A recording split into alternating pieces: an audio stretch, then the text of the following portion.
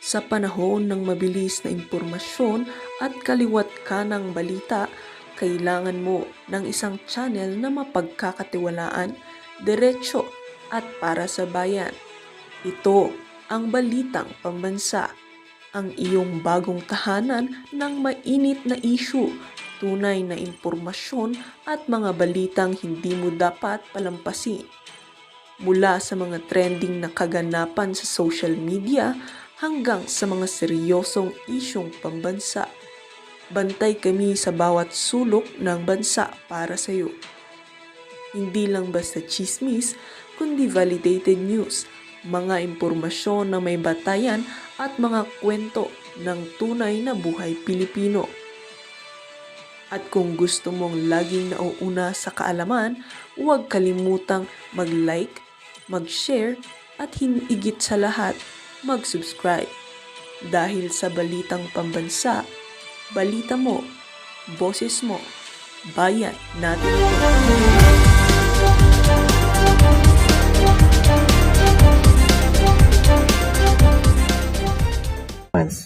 Would you confirm that, Madam Speaker, Madam Sponsor? Madam Speaker, Your Honor, again, the agency denies that there is an existence of vloggers who earn that much, Your Honor. Ito po kasing mga nakaraang araw, meron pong lumabas na news item na yun daw pong nanay ko di umano ay konektado sa mga Discayas. Isang report ng isang news channel. At tinignan po namin yung analytics. Talagang binuboost. Binuboost yung item na yun, yung news item na yun. Talagang funds were heavily poured. Wala ho tayong pakialam sa batas. Sometimes, you have to bend the law to be able to please the people. Mas mataas po ang taong bayan sa batas. Am I right, Secretary Remulla? Yes, sir. Mr. Chairman. Thank you, Mr. Chair. Yes, sir. Yes, sir. Yes, sir. All right. Reaction. TVPS nagbabalik. Reaction. Napakaganda po naman pag-uusapan natin ngayon mga kareaksyon. Mantagin po ninyo mga kareaksyon, habang si Bongbong Marcos ay hindi pa niya alam na kung ano nangyayari sa bansa, itong si BP Sara kahit wala po siya sa Davao, ay rumiresponde po ang kanyang mga tauhan. Kaya dito mga kareaksyon, ang malaking katanungan po ng karamihan po sa ating mga kababayan ay talaga bang dapat nang patalsigin itong si Bongbong Marcos? At meron pa po mga kareaksyon na kumakalat na balita ay kumanta na po. Kumanta na po si Mayor Magalong. Nako mga kareaksyon, kumanta na si Mayor Magalong. At ito rin po ang mainit na bulong-bulungan dyan sa Senado. Yung pagpapalit po ng liderato ng Senado mga kareaksyon ay patuloy pong umuugong. Patuloy pong umuugong yan dahil nga mga kareaksyon, narinig po natin na sinampahan na po ng kaso ang mga bilyar. At meron po tayong impormasyon na nakakalap na kapapanganak lang ni Camille. Mga reaksyon, dito makikita po natin na talagang kapag bumaligtad po ang ilan sa mga mayorya ngayon, talagang matutuloy po ang magandang investigasyon at may babalik sa Blue Ribbon Committee itong si Senator Marcoleta. Kaya mga kareaksyon, sang-ayon po ba kayo sa ginagawa ni Bongbong Marcos na hindi niya alam ang nangyayari sa ating bayan? Tapos may lindol pa yata nung kagabi. Kaya konting tiyaga lang po. Wala. Ang mahirap dito, wala talaga tayo magawa sa panahon. At ayan mga karyaso, pasensya na kayo. Yan lang ang kakayahan ng presidente ninyo. Wala hindi niya alam, may bagyo, may lindol. May lindol yata. Pero mga kareaksyon, meron pong nanganganibang buhay. Meron pong nanganganibang buhay mga kareaksyon. Ako, ito delikado po mga kareaksyon ito. Ayan mga kareaksyon, if Senator Ping Lacson and Tito Soto wishes to silence me, then I suggest they do it quickly. Information can leak at any time. Better to be safe, right? Mga kareaksyon, marami pa po raw impormasyon na maglilik na patungkol sa mga Diskaya at kay Ping Lacson. Ako, sabi kasi ni Ping Lacson mga kareaksyon, wala siyang kinalaman sa mga Diskaya. Oo, wala raw po siyang kinalaman sa mga Diskaya. Kaya dito mga ka-reaction, tingnan po natin ha, sabi po kasi niya, talagang wala siyang kinalaman. Teka lang po. Dada lang. Kasi sabi niya na mayagpag yung mga diskaya, 2016 to 2022. Sir, senador po kayo nang hindi niyo po natanagan that time? Hindi namin kilala si Vizcaya nun. Ngayon nga lang nagsulputan eh. Oh, hindi raw nila kilala. Ngayon lang nagsulputan. Ang lupit po mga ka-reaction. Ito ayan mga ka-reaction ha. Ngayon lang daw nagsulputan ha. Nako, to all those messaging I am aware of Ping Lacson's involvement in the Pepsi Paloma case. Nako, ano ba yan? Ba't napunta na naman kay Pepsi Paloma? Nasaan ang Pepsi ko? To all those messaging I am aware of Ping Lacson's involvement in the Pepsi Paloma case, but he is not an old man with nothing to lose. It will be pointless to investigate him. His family on the other hand. Pepsi Paloma, Ping Lacson, ano kinalaman niya doon, di ba? I found something interesting information about his children. Meow. Anak ko, mga ka-reaction. Marami pa raw. Alam po ba ninyo si Congressman Meow? Hindi ko alam kung sino ang inspirasyon nito eh. No, binanatan niya si Tambaloslos. Talo si Tambaloslos. Sinunod niya si Saldico. Hindi na umuwi si Saldico. Babanatan niya si Bongbong Marcos. Malapit na bumagsak. Itong si Pampilo Lacson tsaka si Tito Soto, bumagsak na si Tambaloslos. Sa bagay, nasa kanila na yung pera, Ayan mga ka-reaction, Claire Castro, proposed budget 2.7 billion. Marcos 2026 budget plan has no hope. Nako, Claire Castro, 2.7 billion sa PCO. Nako, pag-uusapan din natin yan mga ka-reaction. Si BP Sara, meron lang 900 million ang Vice President. Tapos itong PCO, meron siya 2.7 billion. Di ba PCO, nag-interview lang yan, PR lang yan ng presidente. 2.7 billion sa PCO. Naku naman, grabe naman yan mga ka-reaction. Grabe yan. Grabe po yan. Senator Ping Lacson will go down in history as one of the worst senator in our country. Is no difference from the Discayas. Naku, tuloy-tuloy po ang pagbanat my intelligence network has informed me that a certain senator is plotting to end my life. Naku po mga ka-reaction, ingat ka Sir Kiko Barsaga, dako naman tayo kay Senator Jason why not, di ba? Senator Jason ito mga ka-reaction, naku mga ka-reaction, mamumura po dito si Rapi Tulfo, mamumura siya. Babasahin po natin Kamuntik akong mapasigaw ng putang ina mo, Rapi. Malutong po yun, naka-capital letter pa yun. Basahin po ninyo. Sabi po ni Manong Jason kamuntik akong mapasigaw ng putang ina mo, Rapi. Kahapon habang pinapanood ko yung paliwanag ni Rapi Tulfo sa Senate Blue Ribbon urging ICC to place former President Rodrigo Roa Duterte under the house arrest for humanitarian consideration. Wika ni Rapi Tulfo, boboto sana siya ng yes kung mapapatunayan na tunay na may sakit nga ang Pilipino at dating Pangulo na detainee sa ICC detention facilities at The Hague. The Netherlands, in other words, hindi kumbinsido si Rapi Tulfo na may karamdaman si President Duterte. Gago talaga yan Siraulo ka ba, Rapi? Hindi mo na nga mabilang ang gamot na iniinom mo. Wala ka bang hiya kay Bongo na bumibili ng gamot niya? Tarantado ka ba talaga, Rapi? Talagang sinagad-sagad na ng mga Tulfo, mga ka-reaction, ang katarantaduhan at kawalang iyahan. Yung anak niya, naglaklak doon sa Las Vegas. Milyong-milyon, 2.6 million pesos. 2 gabi. Tapos itong kanyang kapatid na si Eric Sylvester, bendalo, okay lang. Ito naman si Rapi. Ayan, sira nga Una, si Mr. Duterte ay nasa advanced age na 80 years old. Presidente pa lang siya ng bansa noong 2016 hanggang 2022 ay may hinihinda na siyang 2 karamdaman. Siya ay hirap ng lumakad at nakatungkod na lamang. 2 beses na siyang nawalan ng ulirat sa loob ng bilangguan ayon mismo sa mga personnel ng ICC Detention Center. Gago ka ba, Rapi? Gago nga si Rapi, putang ina ka, Rapi, gago ka. Gago ka ba, Rapi? Parang hindi mo maiintindihan yan. Gagawa ka man lang din ng palusot, ginawa mo pang bobo ang sarili mo. At tatanda ka rin, Tulfo, at maswerte ka kahit convicted ka with finality ng Korte Suprema ay hindi ka nakulong. Ipagdarasal ko na sana ay hindi mo danasin ang ganitong kalagayan pag sumapit ka sa ganyang edad. Kung aabot ka man sa ganyang edad, putang ina ka, Rapi, gago ka, taratado ka, animal kaot.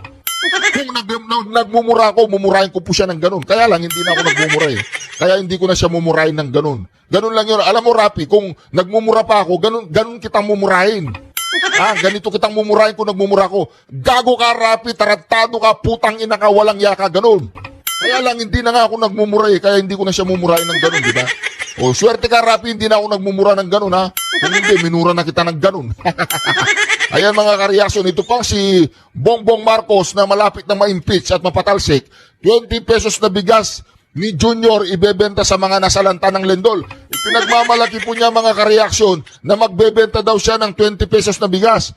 Magkakaroon ng access ang mga pamilyang apektado ng malakas na lindol sa Cebu, Masbate at Eastern Samar sa 20 kada kilo ng bigas ni Junior matapos ipag-utos ni Agri-Secretary Laurel. Kung hindi pa lilindol sa isang lugar, Bobong Marcos, kung hindi pa lilindol sa isang lugar, hindi mo mabibigyan ng 20 pesos na bigas? Ganun na ba kaliit ang tingin mo sa mga Pilipino? Kung hindi pa magkakamatayan, hindi ka magbebenta ng 20 pesos na bigas? Habang si BP Sara ay umaandar na mga kareaksyon. Grabe itong Rapi Tulfo na to, no? Si Raulo. Si Rapi ka nga, si Rapi. O, di ba? Si Rapi ka, loko. O, wala nang respeto sa taong bayan. Gago ka, Rapi. Ayan, mga kareaksyon. Meron pang iba. O yan, dito na po tayo. Meron pang ibang lugar na kung saan nagde-deliver kayo? Sa Aguado, dyan sa Malacanang. Aguado? Excuse me, Santo Matulog. O, sumabat si Pampilo Lacson, mga kareaksyon. Ayan, o. Sino Michael yan? Yung dating... Sumabat nung nabanggit yung Aguado sa Malacanang, sumabat si Pampi. O di ba dahil tatamaan na yung mga amo niya. Ang amo niya ay si Bangag at saka si Tambaluslos. Oh, sila yung mga amo nila. It's attached agencies for communications related. 1.4 billion kay BP Sara 900 million lang. PCO na 1.4 billion. Anong ginagawa nila dyan? Di ba nagkukuta-kuta lang yung mga yan? Pambayad sa mga trolls. Oh, alam ko na. Pambayad sa mga trolls yan. Oh, alam ko na. Oy, ayusin yung mga trolls nyo. Wala silang kwenta. Dito, yung mga DDS, wala nang bayad. Wala. Mga ano kayo, mga panis. Activities. To be more detailed, 553.7 million pesos will go to PCO proper and 807.9 million pesos for RTVM. And the rest are scattered among your other offices. Yung 1.4 billion po na ito na hinihingi ng PCO ay mas malaki pa sa entire annual budget ng karamihan ng mga departamento ng ating gobyerno. O, di ba? Kahit nga sa Vice President, mas malaki pa yan eh. Di ba? Sa Vice President, 900 million lang eh. Paano po natin ito madedepensahan? Itong kung communications lamang for a year-long summit, bakit to buo ng halaga na bakit ito Google? Ika nga ng 1.4 billion pesos. Kung communications lamang ang trabaho ng PCO.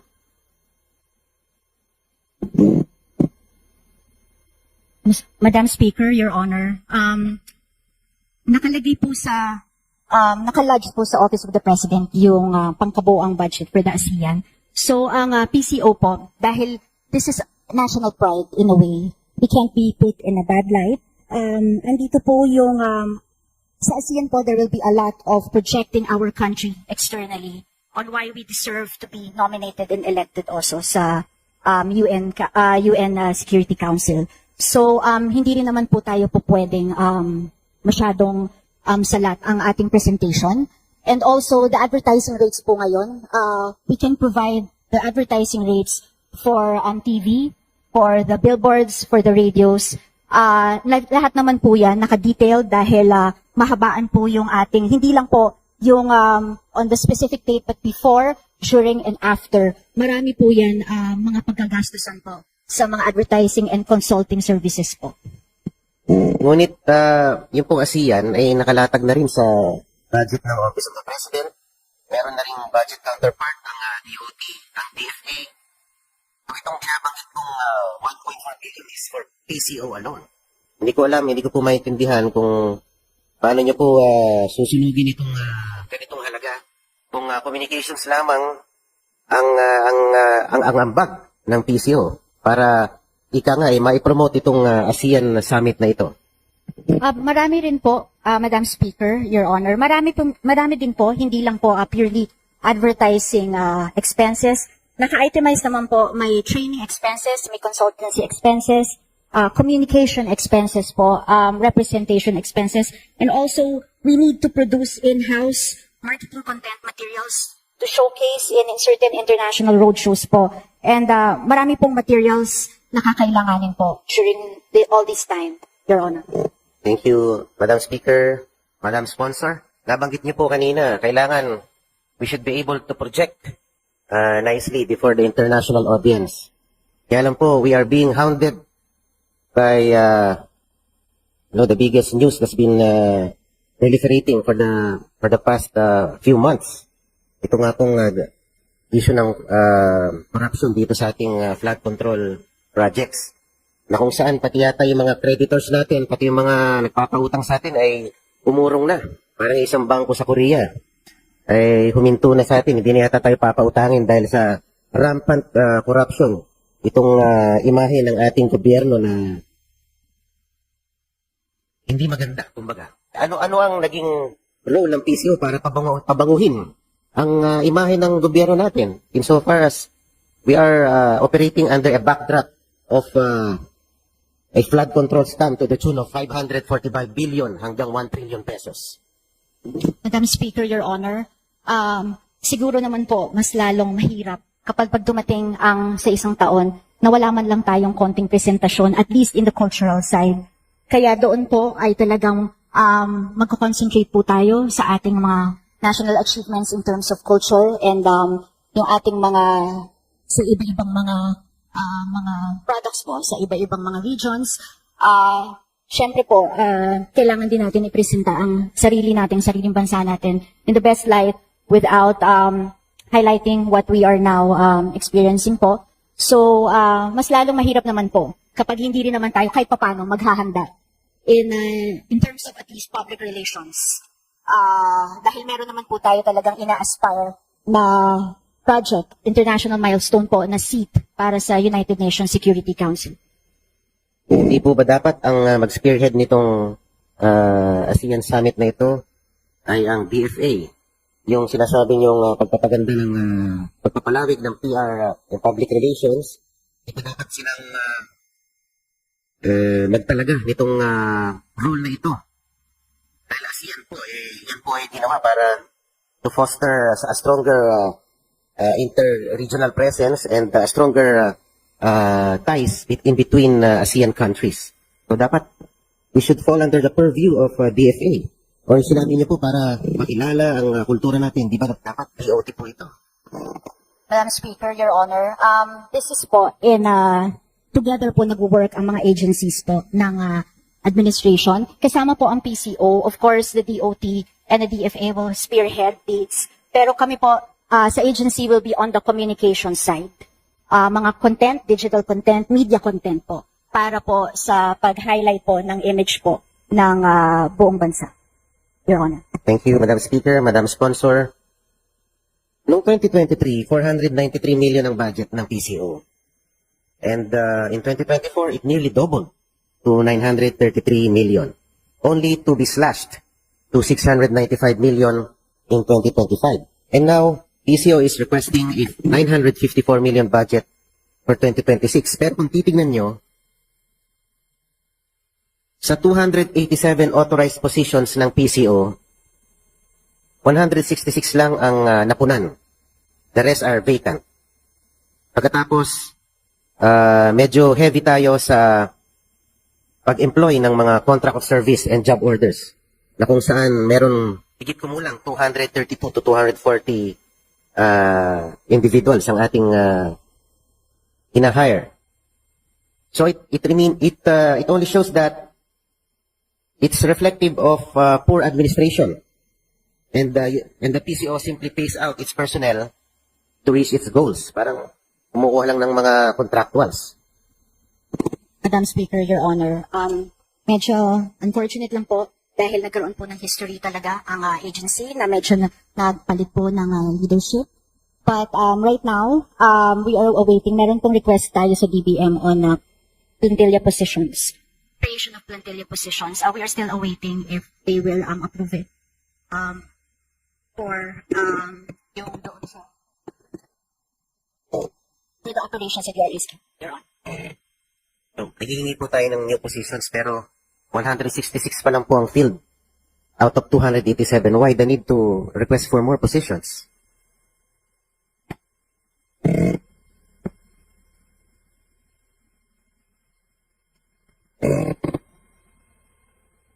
Motion to suspend, Deputy Speaker. Motion to Session suspended.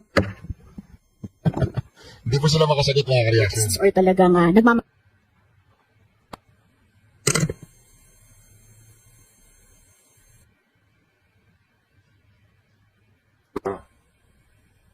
During the budget hearing for the PCO, sinabi ko baka yung GAO na yan, GAOs na yan pati yung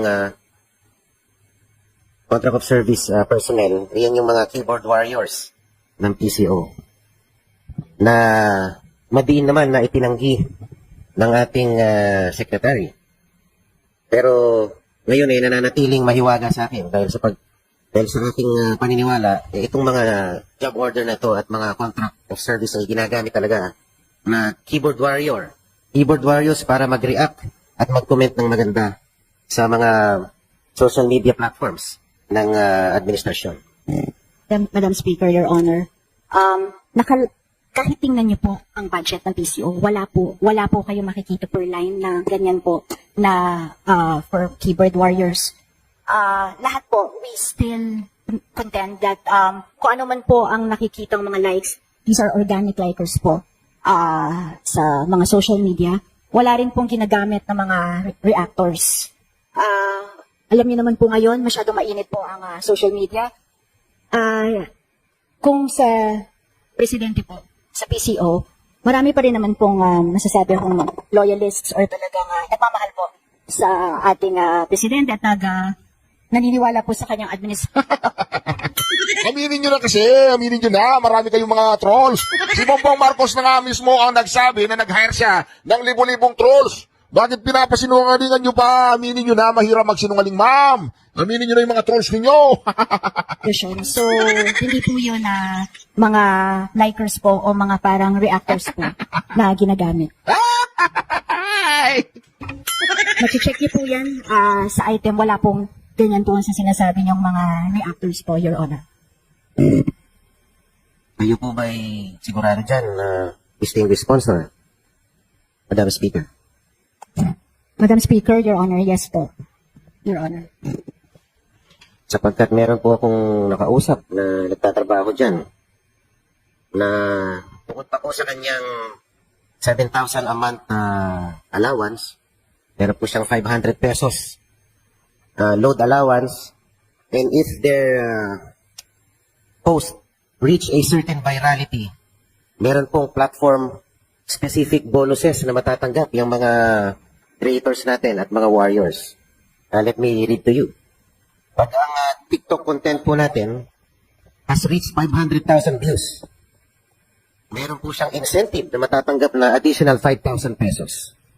Pag umabot naman ng 1 million views ang TikTok content niya, meron na namang dagdag na 5,000 piso. Sa Facebook, for write-ups and art cards, pag umabot ng 500 shares yung art card mo, meron kang additional 5,000 pesos incentive. For video content, pag umabot ng 500,000 views with 500 shares, meron ka na namang tumataginting na 5,000 piso na pabuya o reward. Sa YouTube naman, mga 300,000 views ka lang, meron ka na namang additional 5,000 pesos na gantimpala. At bukod sa yung 500 peso na allowance sa internet or yung prepaid load nila or whatsoever.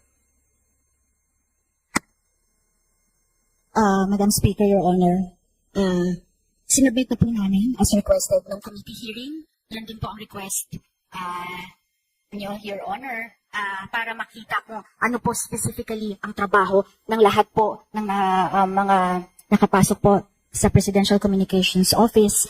At wala po talaga. We really confirm, wala pong mga ganyan, and masyado pong malaki po ang budget